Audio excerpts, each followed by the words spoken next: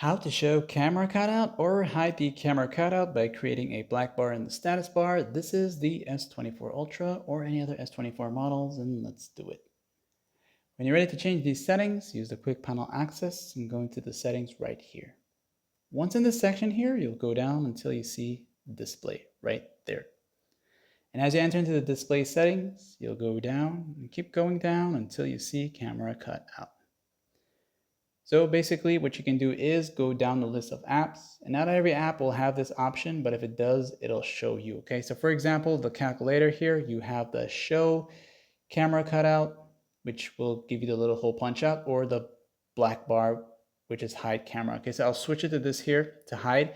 And then when I go into the calculator app itself now, you're gonna see there's a black bar at the top. Okay, so notice how that's gonna be like that. And that's basically what it does. And you can change these at any given time for these apps. And like it's a